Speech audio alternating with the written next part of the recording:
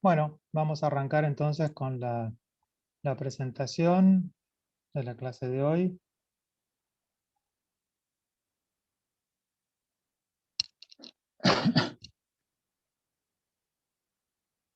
Bueno, el tema que vamos a ver hoy, el último tema nuevo que vamos a ver es el tema de leyes de escala. Ahora les voy a contar un poquito de qué se trata.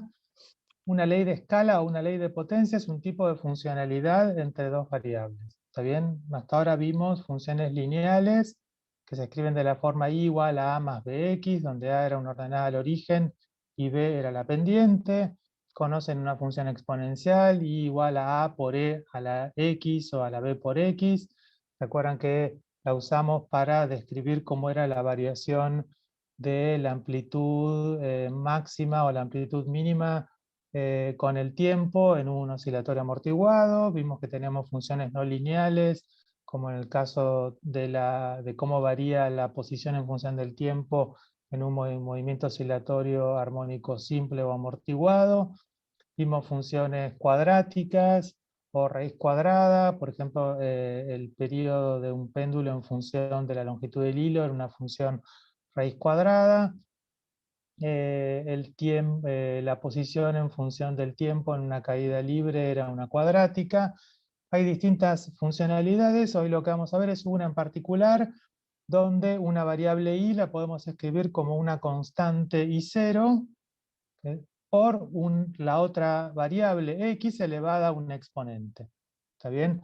Donde esto es lo que se llama una ley de potencia o ley de escala.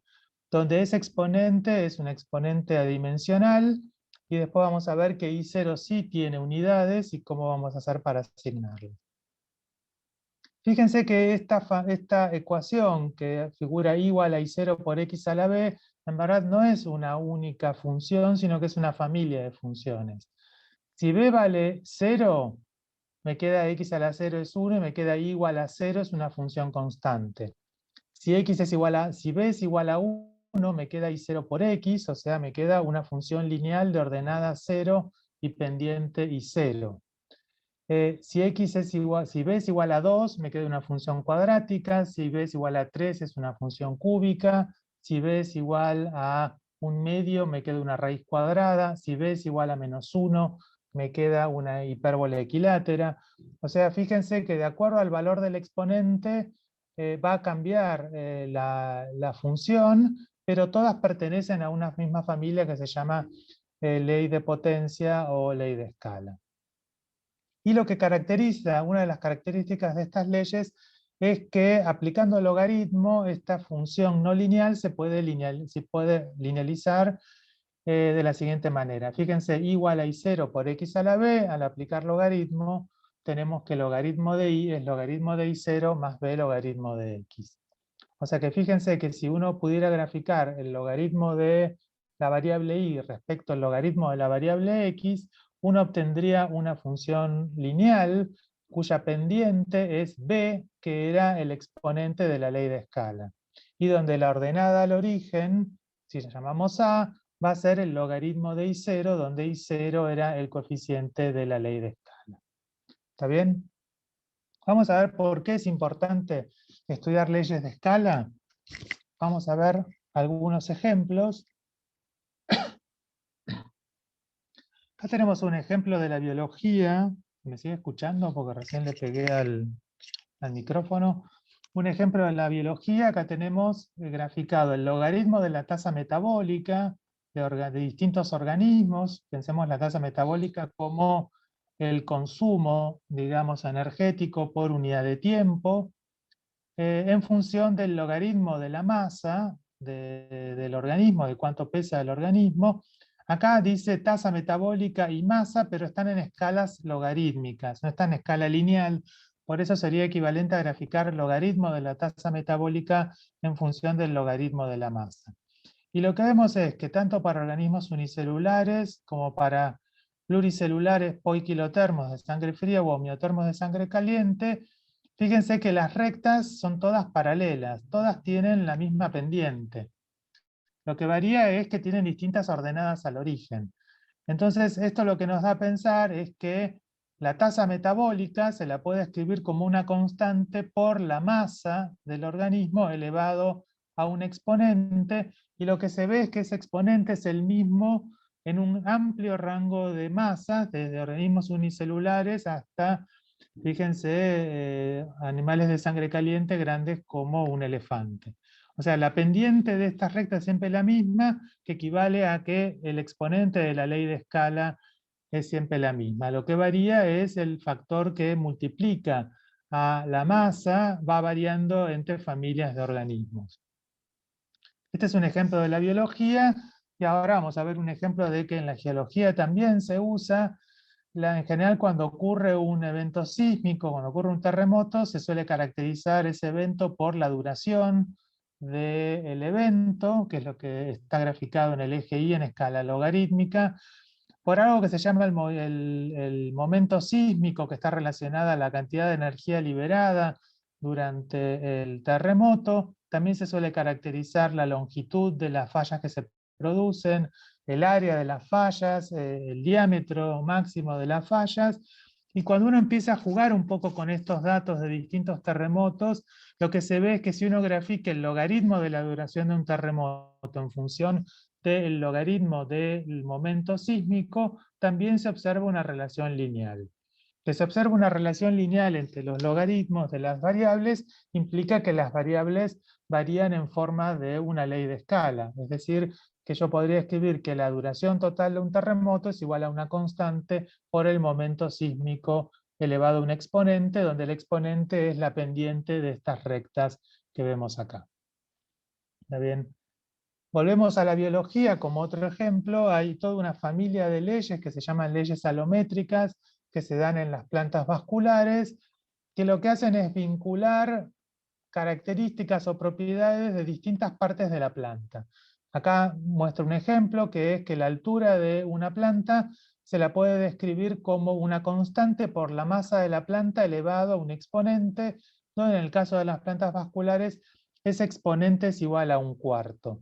Y lo que se ve es que hay relaciones entre la altura y la masa, entre la altura y el ancho, entre el diámetro del tallo y la longitud de las ramas, entre la longitud de una hoja y la masa, entre el ancho de una hoja y su masa. Existen múltiples leyes alométricas que se pueden plantear en las plantas y tienen una característica en común, que en general los exponentes son todos múltiplos de un cuarto. O sea, un cuarto, un medio, 3/4, 5/4, 1. Son los exponentes habituales de las leyes alométricas en plantas. Tanto lo de los terremotos como lo de el consumo energético de distintos organismos en función de la masa o las leyes alométricas, fíjense que son todas leyes empíricas, o sea, son cosas que se observan. O sea, uno estudia un fenómeno y observa una relación entre variables. Al principio estas variables muchas se suelen representar a través de leyes de escala, sin saber bien, por ejemplo en este caso, qué es este H0, qué significa y por qué m a la 1/4. O sea, sino que es una cosa que se observa se obtiene de observar la naturaleza, de ver lo que ocurre. Pero a veces nosotros les podríamos haber dado, por ejemplo, un péndulo, como lo que ya vimos, y si yo les decía, calculen el periodo del péndulo, o sea, midan el periodo del péndulo para distintas longitudes de hilo, y lo graficaban, y van a ver que tenían una raíz cuadrada. Una raíz cuadrada es una función del tipo t igual a k por L a la 1/2. O sea, fíjense que es una ley de escala. O sea, es la misma funcionalidad que venimos diciendo, una variable igual a una constante por otra variable elevada a un exponente. O sea que les podríamos haber dicho, grafiquen logaritmo del periodo en función del logaritmo de la longitud, y de la pendiente podrían calcular cuál es el exponente. Y tendríamos un valor el valor de k sin saber realmente qué es ese k.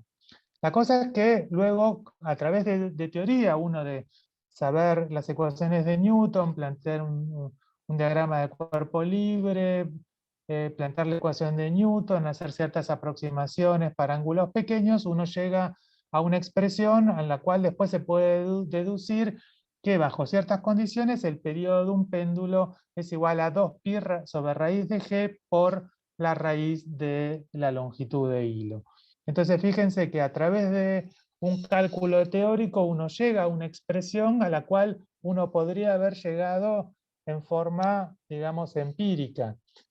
La dependencia funcional de L a la 1/2 uno la puede obtener en forma empírica, pero empíricamente uno el valor de K no hay un modelo atrás, mientras que nosotros sabemos que SK vale 2π sobre raíz de G.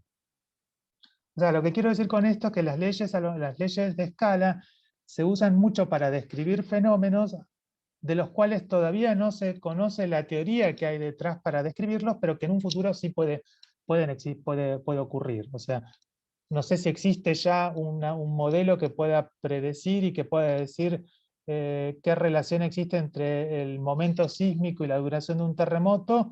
Se ve empíricamente que existe una relación de escala, una ley de escala entre ambos, pero no existe un modelo aún que lo pueda explicar. La cosa es cómo detectamos que existe una ley de escala entre dos variables. O sea, lo primero que tenemos es una variable y una variable x. En principio, en forma arbitraria, elegimos cuál es x y cuál es y. ¿Está bien? O sea, como vinimos diciendo siempre, que nosotros graficamos una variable versus otra, y después decidimos cuál es la variable x y cuál es la variable y en función de si vamos a hacer una regresión lineal, colocar en el eje y aquella que tenga mayor error relativo, acá va a seguir valiendo lo mismo.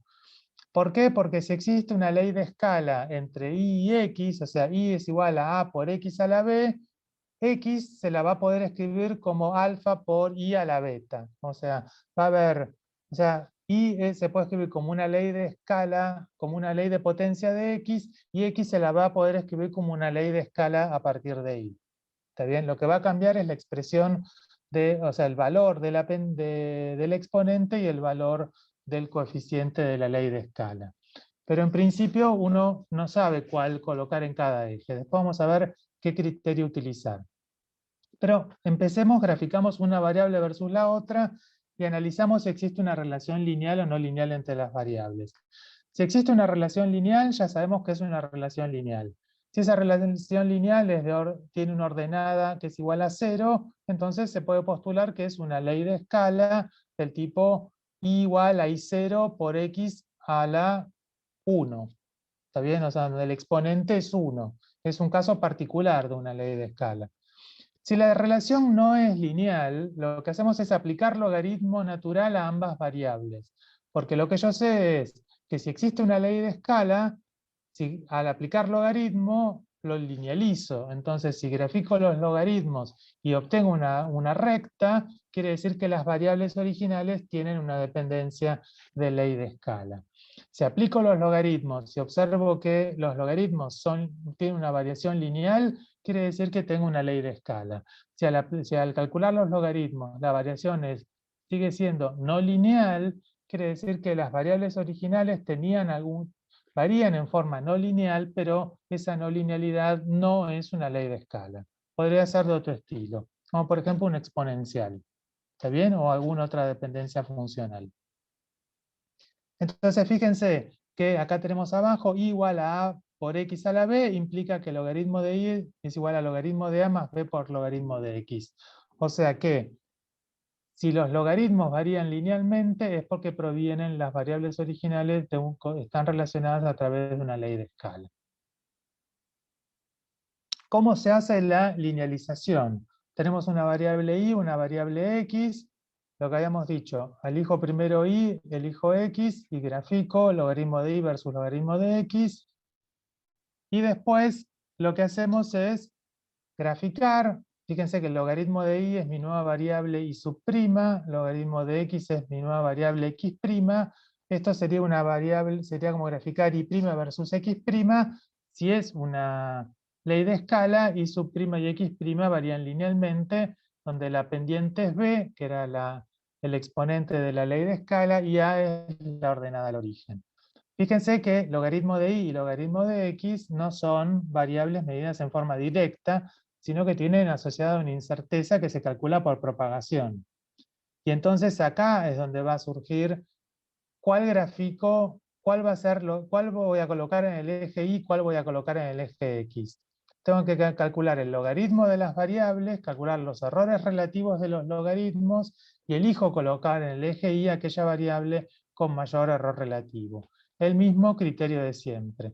Y en función de eso, si coloqué Y, bueno, justo acá se llaman Y y X, que coinciden con el nombre de los ejes, ¿no? Pero si lo que tenemos es, no sé, habíamos hablado momento sísmico y duración del terremoto. Si escribimos que la duración del terremoto es igual a una constante por el momento sísmico elevado a un exponente, o si el momento sísmico es igual a una constante por la duración del terremoto elevado a un exponente. O sea, ¿cómo escribimos la ley de escala? Va a quedar definido de que el logaritmo de qué variable quede en el eje Y y el logaritmo de qué variable quede en el eje X.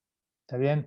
¿Qué unidades tienen los logaritmos? Son adimensionales. ¿Está bien? Son las variables originales las que tienen unidades. Fíjense acá en el recuadro en rojo puse que si X tuviera unidades de gramos, por ejemplo, e Y de metros, la forma adecuada de escribir en los ejes las magnitudes serían el logaritmo de Y en metros, donde fíjese que el metro caracteriza a la variable Y, no al logaritmo.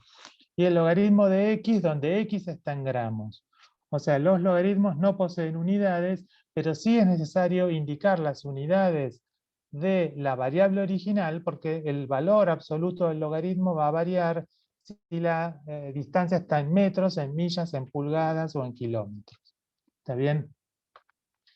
Entonces ya sabemos que la pendiente de la forma linealizada es el coeficiente, es el exponente de la ley de escala. La cosa es cómo calculamos ese I0, o sea, el valor que multiplica la ley de escala. ¿Está bien? Que multiplica a x elevado a la b. ¿Cómo lo obtenemos? Lo obtenemos a partir de la ordenada al origen. Si la ordenada al origen es A es igual al logaritmo de I0, y fíjense que I0 es igual a E a la A. Y acá les puse también como regalo cuál es la expresión de la incerteza de I0, que es E a la A por delta A. ¿Está bien? Esto surge de hacer propagación de errores, de calcular la derivada de E a la A respecto de A, y sabemos que la derivada de la exponencial es igual a la función exponencial, no cambia, así que me queda la misma función multiplicada por la incerteza de la ordenada al origen. Acá les muestro un ejemplo de un TP que hacíamos en forma presencial, que era que se juntaban hojas en Ciudad Universitaria de plantas vasculares y se medía la longitud de las hojas y la masa de las hojas. La longitud se medía con un calibre o una cinta métrica y la masa con la balanza, y lo que uno veía es que estas son todas hojas de distintas plantas con distintos rangos de tamaño y masa, y lo que se ve es que el logaritmo de la longitud en función del logaritmo de la masa tienen una variación lineal, y entonces existe una ley de escala del tipo L igual a L0 por M elevado a un exponente, donde el exponente sería la pendiente de esta recta.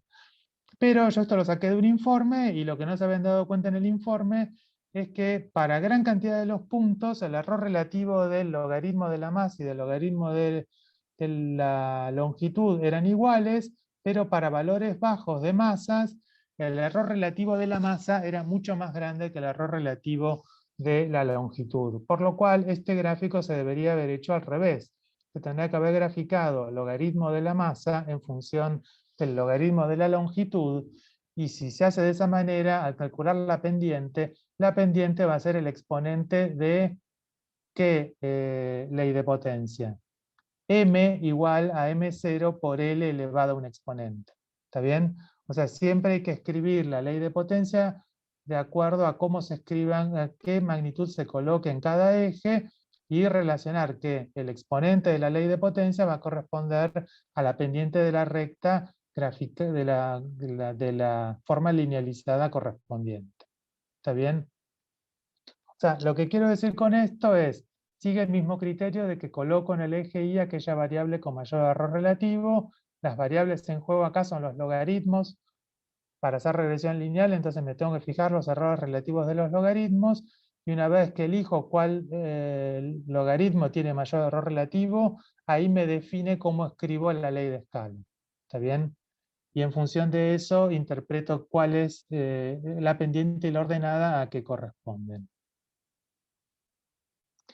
Dijimos que esa constante b era dimensional. La pregunta es cuáles son las unidades de I0, de ese coeficiente que multiplica el x a la b.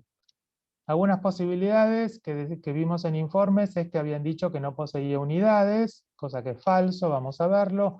Que posee las mismas unidades de i, eso puede confundirse de que i, llamar la variable i y la constante esta I0, entonces parecería como que fuera algo relacionado a la misma variable, que no lo es, y que posee las mismas unidades del logaritmo de i, cosa que el logaritmo de i no posee unidades, por lo cual también es falso. Y la forma de calcular las unidades de I0 es por análisis dimensional. O sea, X tiene unidades, Y tiene unidades, X yo lo elevo a la B, entonces I0 tiene que tener unas ciertas unidades, tal que multiplicado por las unidades de X a la B, me den las unidades de la variable Y. Veámoslo con un ejemplo. Si Y tiene unidades de metro y X tiene unidades de kilogramo, entonces si B es igual a 3, fíjense que el término X a la B me va a quedar kilogramo al cubo, y Y va a ser metro. Entonces, si I0 no tuviera unidades, ¿cómo paso de kilogramo a cubo a metro? Entonces, ¿qué unidades tiene que tener I0? I0 tiene que tener unidades de metro sobre kilogramo al cubo. ¿Para qué? Para cuando al multiplicar por x elevado al cubo, que va a ser kilogramo elevado al cubo desaparece y me queda metro.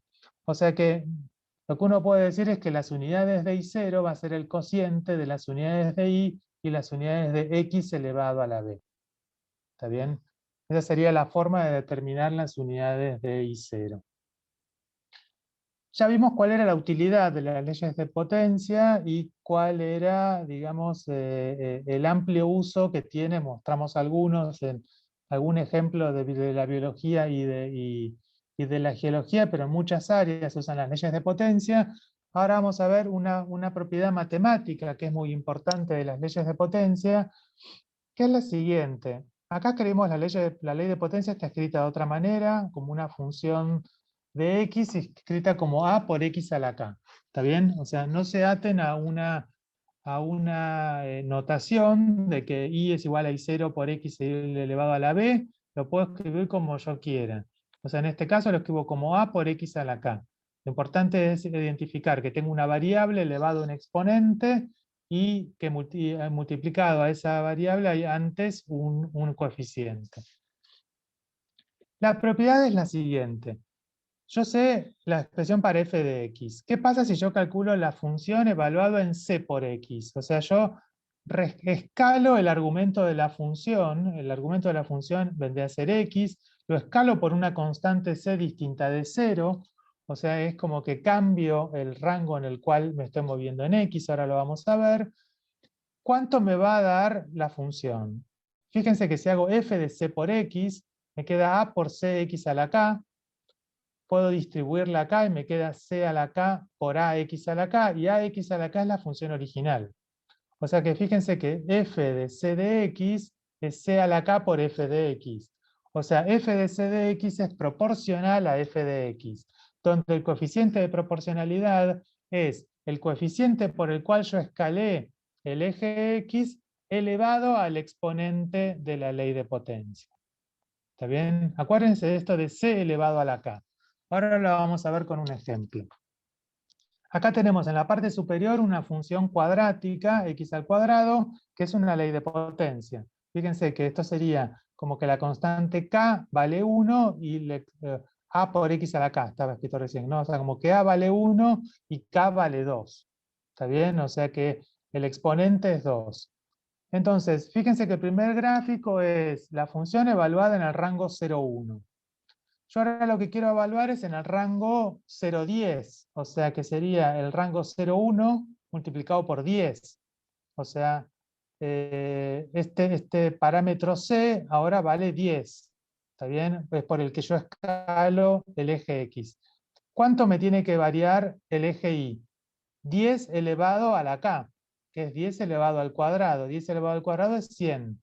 Fíjense que yo paso del rango 0,1 en Y al rango 0,100. Fíjense en el tercer caso.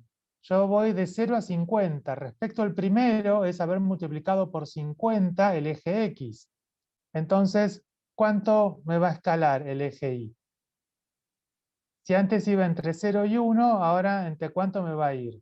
Fíjense que la constante por la que multiplico el eje X es 50. Y el exponente de la ley de escala es 2. ¿Cuánto me va a subir el eje Y respecto al original? A ver si a alguien se le ocurre. ¿Se acuerdan que les dije, acuérdense de C a la K? Que f de C por de C de K es, ahí está, muy bien, 50 al cuadrado. ¿Está bien? ¿Por qué? Porque yo estoy haciendo, la función original era f de x entre 0 y 1. Si C es 50, C por x va a ser moverse en el 0,50. Y se va a mover en lo que se movía la función original entre 0 y 1, en y, pero multiplicado por c a la k. C es 50 y k es igual a 2, o sea, 50 al cuadrado.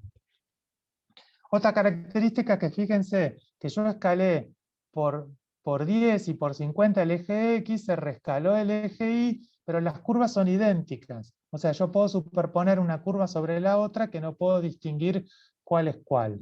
Miren la ecuación de abajo, que es una ecuación exponencial, en el rango 0,1, en el rango 0,10 y en el rango 0,50, y fíjense que si yo miro las curvas son bien distintas. O sea, el haber escalado el eje X por una constante, la función no es proporcional a la función sin haberla escalado. O sea, no cumple con esta función de las leyes de escala, la función exponencial. A veces surge una duda entre qué diferencia hay entre una función exponencial y una función de potencia. Y por eso se las planteo acá. Una ley de potencia, habíamos dicho que era de la forma I igual a A por X a la B. Seguimos cambiando notación, ¿está bien? Acostúmbrense. Es una constante por la variable elevada a un exponente. Si yo linealizo, aplico logaritmo, me queda logaritmo de Y es igual a logaritmo de A más B logaritmo de X. O sea, tengo una relación lineal entre los logaritmos de las variables. ¿Qué pasa en una función exponencial? Fíjense que en la ley de potencia, X es la base de la función de potencia, mientras que en la función exponencial, X es parte del exponente de la función exponencial. O sea, es otra funcionalidad distinta. Y es igual a A por E elevado a la B por X. Si aplicamos logaritmo, acá nos va a quedar logaritmo de Y igual a logaritmo de A más b por x. O sea que fíjense que en una función exponencial no existe una relación lineal entre el logaritmo de y el logaritmo de x, sino que existe una relación lineal entre el logaritmo de y x. O sea, existe una relación lineal entre el logaritmo de una de las variables y la otra variable sin aplicarle logaritmo. ¿Está bien? O sea que esa es la diferencia entre, vieron que yo les dije que si aplicamos logaritmo a ambas variables y observo una relación lineal, tengo una ley de potencia. Si no obtengo una relación lineal, puedo tener otra familia de funciones. Una de ellas puede ser la exponencial. Porque en la exponencial, si yo hago logaritmo de y versus logaritmo de x, no es lineal, porque lo que es lineal es logaritmo de y versus x. ¿Está bien? Y acá les muestro un par de datos, o sea, tenemos unos datos de y en función de x que son una cuadrática, y si hacemos logaritmo de y en función del logaritmo de x, obtengo una recta, y abajo tenemos una función exponencial, y si aplicamos logaritmo de y, solamente el logaritmo en la variable y, en función de x, vemos que tenemos una recta. O sea que acá se ve bien claro la diferencia entre una ley de potencia y una función exponencial. Recuerden, ley de potencia, existe linealidad entre el logaritmo de ambas variables. Función exponencial, existe linealidad entre el logaritmo de una variable y la otra variable sin aplicar logaritmo. ¿Está bien? ¿Dudas sobre la presentación? Esta presentación ya está en el campus, se las mandé por mail también. Les había pasado un link de esta misma explicación que di en el verano y va a quedar esto grabado en el campus. Esto recién lo podemos subir más o menos en un par de días por los tiempos que lleva a generar los videos, pero ya tienen disponible la del verano por si quieren volver a mirarla. ¿Alguna duda de esta explicación? Si no, cierro la presentación para que Jorge pueda contar un poco qué es lo que vamos a hacer hoy. ¿Alguna duda de esto? ¿Nada?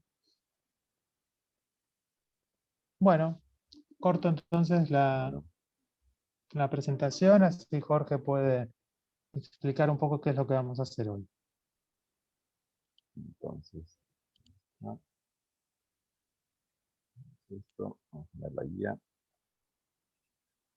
Bien, entonces, hoy es un poquito distinta la guía, el trabajo que estamos haciendo en el sentido que no vieron la parte teórica de gases ideales con Ana, pero nos viene bien como para enfrentarnos a un problema y tratar de ver cómo qué podemos descubrir haciendo de alguna manera un experimento. Entonces, acá la guía les cuenta, ¿no? Como a dónde tienen que ir, al link. Acá les muestro un poco la pantalla, igual la vemos un poco más en detalle. Entonces, la primera actividad es esto de estudiar la relación entre la presión y el volumen de un gas en condiciones ideales, ¿no? Entonces, lo que es importante es que vamos a querer estudiar esta relación, para eso vamos a ir viendo qué podemos controlar en la simulación, pero lo que es importante es que la primera parte lo vamos a hacer a temperatura constante. Lo que vamos a hacer es un proceso isotérmico, ¿sí? Y que en principio usen 300 Kelvin o más. Entonces hay que introducir 300 partículas rojas, que en principio representan al helio. Van a poder mover el ancho del contenedor y les decimos que las otras medidas que no podemos controlar están fijas y son de 4 nanómetros de profundidad y una altura de 8,75 nanómetros, cada una con incerteza de 0,01 nanómetros. Lo que queremos es tomar distintos pares, al menos 10 pares de volúmenes y de presiones, como para hacer el análisis de esos datos y graficarlos y ver qué tipo de relación tienen, aplicarles, como les dice después en la guía, que grafiquen primero la presión versus el volumen, después de que calculen el logaritmo natural de cada uno y que lo grafiquen, y a partir de eso ver si funciona esto de poder detectar, por ejemplo, si siguen una ley de escala y detectar el exponente con el cual están relacionados la presión y el volumen. Entonces esa es la primera actividad. Y lo que quiero que veamos ahora es rápidamente ahí está, esta aplicación. Entonces, en general, si lo abren, va a estar esto cerrado, pero si apretan ahí pueden elegir cuáles de las partículas que agregan y pueden agregar de a 50. Creo que si tipean acá también funciona, pero bueno, ahí tenemos las 500 partículas, y si cliquean y descliquean esto, ahí pueden ver que aparece la reglita, el no, entonces donde ustedes pueden medir el volumen, o sea, al menos una de las longitudes, variarlas para obtener los distintos volúmenes. ¿Sí? Fíjense que ahí la precisión con la incerteza de esta longitud que podemos variar va a ser de 0,1 nanómetros. Es lo mínimo que la podemos variar. La temperatura está en Kelvin, si quieren la pueden poner en Celsius también, pero mejor trabajarla en Kelvin, y pueden variarla, moviendo esto, lo pueden ir variando, pueden aumentarla. Fíjense que de alguna manera también la incerteza en este caso va a estar para nosotros en 1 Kelvin. Entonces, uno de los parámetros que vamos a mantener constante, por ejemplo, es decir que mantenemos constante la temperatura y a partir de eso van a ir variando el volumen y van a ir midiendo qué presión van a reportar para ese volumen. Algo que les sugiere la guía y les pregunta es, bueno, ¿qué presión van a determinar para, por ejemplo, esta longitud de 12,12 nanómetros? ¿Qué presión vamos a decir? Ahí por ahí hay una pregunta en el chat, y no la vi. ¿Cuál es la incerteza de la presión? Fenómeno, Amparo, eso es lo que quiero saber. Voy a cortar un segundo el micrófono. Aquí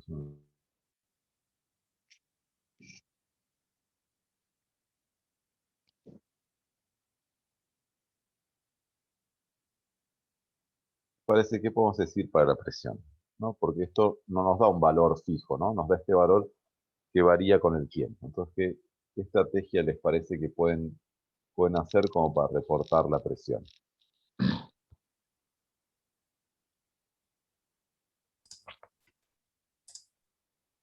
¿Cómo? Perdón. Que dado que la presión no da un número fijo, sino que va variando, ¿qué les parece que podrían hacer para reportar ese valor de presión? Ahí Michelle propone tomar los valores distintos de P y hacer un promedio. Entonces, eso podría estar bueno, porque pueden tomar varios valores, al menos 10, hacer estadística, con eso van a sacar un error estadística. Tenemos un error instrumental, que es de 0.1 atmósfera, porque es el menor dígito que nos estás dando, y entonces con eso van a poder reportar bien la presión. Entonces, para cada valor, para cada una longitud, van a tomar, por ejemplo, digo 10, si quieren tomar más, pueden tomar más, menos, por ahí es un poco, pero toman 10 valores de la presión y con eso van a obtener un promedio, un error estadístico y con el error absoluto, perdón, con el error instrumental que es 0,01 atmósferas, van a poder encontrar el error absoluto. Ahí nos pregunta si conviene trabajar en atmósferas o en hectopascales. En principio, lo que quieran. Va a depender un poco de cómo trabajen ustedes. En principio es indistinto.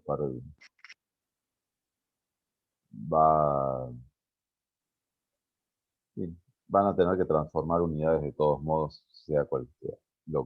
Sí, lo que tienen que tener cuidado es que si trabajan en kilopascales, bueno, ahí de vuelta tienen que la incerteza va a ser 1 kilopascal, que es la mínima división, pero el proceso para decir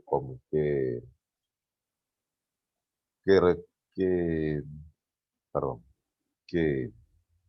presión reportan, la van a hacer con un promedio.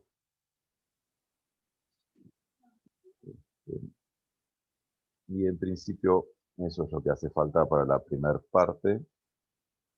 Es en principio sencilla y la pueden hacer. Creemos que se puede hacer sencillamente.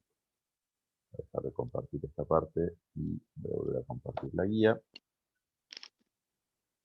Entonces, si van siguiendo los pasos de la guía, va a funcionar bien. Y lo que les pregunta es esto, ¿no? Verifique si es una ley de escala o ley de potencia y encontrar ese exponente de la relación. En principio, a esta altura de la guía no lo sabemos, no lo vimos, por ahí ustedes se lo acuerdan de haberlo estudiado en una química, pero digamos que hasta esta altura no lo han visto. Y acá les explicamos un poco cómo es esto otra vez, un poco lo que les contó Marcelo de la linealización. La actividad 2, ahí de vuelta nos piden encontrar la relación entre la presión y el volumen, y de vuelta es importante a volumen constante, y para eso lo que vamos a querer hacer con eso es estimar la constante de Boltzmann y la constante de los gases ideales. Entonces, de vuelta, mantengan constante el volumen, hacemos lo mismo, introducen 300 partículas, y lo que vamos a variar ahora es la temperatura. Y como mínima temperatura tomen 300 Kelvin, o sea, aumenten la temperatura.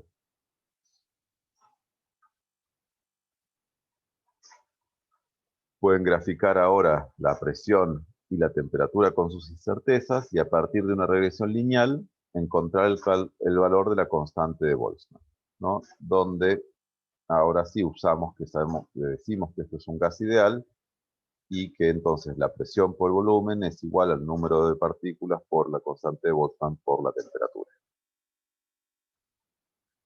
Y la constante R de los gases va a ser la constante de Boltzmann por el número de Avogadro. Entonces, ahí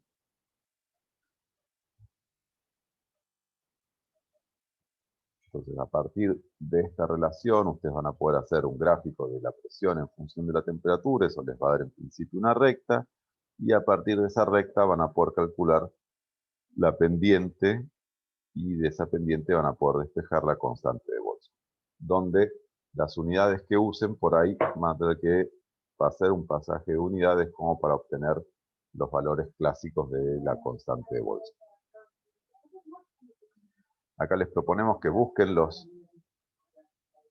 valores de las constantes de Boltzmann y de la constante de los gases ideales que están, la constante de gas ideal me parece que no, pero ahora eso lo tengo que chequear, porque ahora que lo leo me doy cuenta. Seguro la constante de Boltzmann y el número de Avogadro ahora están redefinidos como constantes sin exactas. Hubo, no sé si saben, a partir del 2019 una redefinición del sistema métrico internacional, donde para definir qué es un metro, qué es un segundo, se tomaron ciertas constantes de la naturaleza. En particular, la velocidad de la luz, el número de Avogadro, la constante de Boltzmann y otras magnitudes que no nos interesan ahora. Entonces esas magnitudes, cuando las comparen, ustedes van a buscar la constante de Boltzmann con su error, que van a tener su error experimental, y cuando, por ejemplo, hagan discrepancia, la constante de Boltzmann con la que la van a comparar, en principio no va a tener error esa constante. Y si volvemos, si volvemos a la simulación, entonces ahí eligen un volumen que sea constante, y entonces después lo que pueden ir haciendo es calentando el gas que tiene ahí, y para cada temperatura van a calcular una presión. Algo que me voy a hacer en el otro curso, si calientan mucho, eventualmente son, no, fíjense, esto es lo divertido de hacer las simulaciones, ¿no? Que podemos llegar a 568 grados. En algún momento hice 170 y pico de atmósfera, eventualmente no, la cajita esta sale y ahí perdieron partículas. Pero nada, tengan cuidado con eso, que eventualmente la simulación también les dice que esto puede llegar a explotar.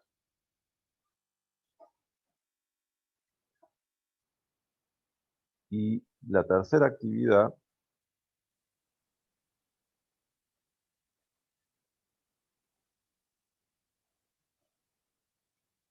es más que lo que queremos hacer es analizar un poco cómo es la simulación. A ver, esta simulación que estamos usando, cuán realista es.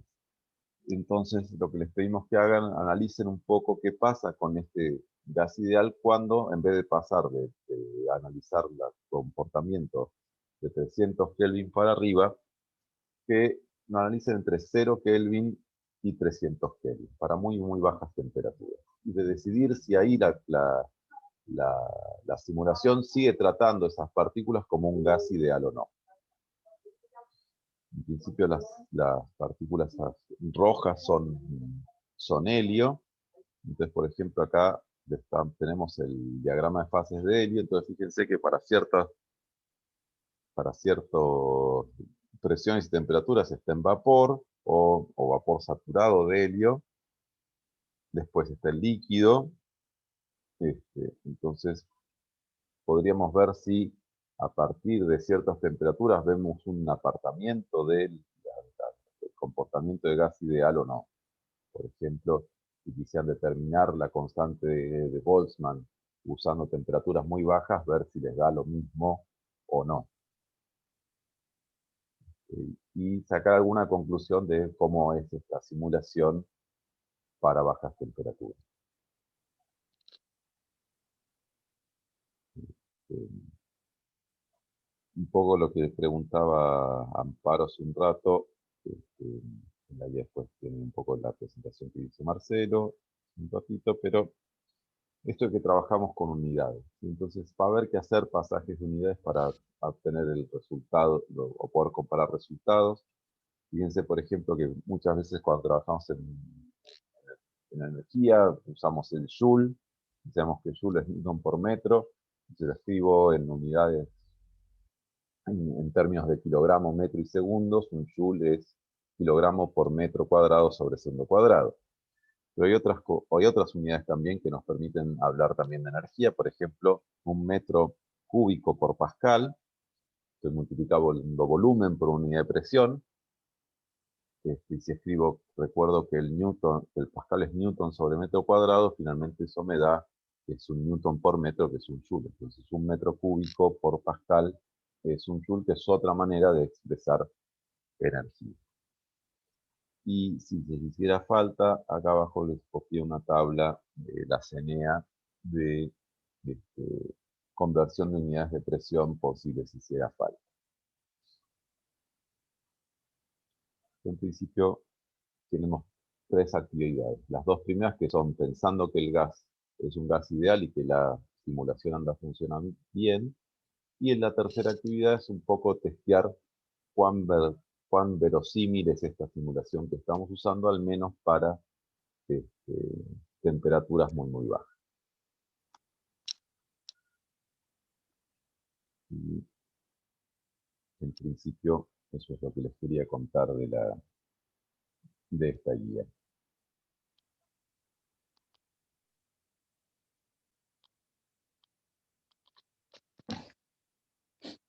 Bueno, no sé, ¿tienen alguna duda? Si no, ya armamos los grupos. Cortamos la grabación. ¿Sí?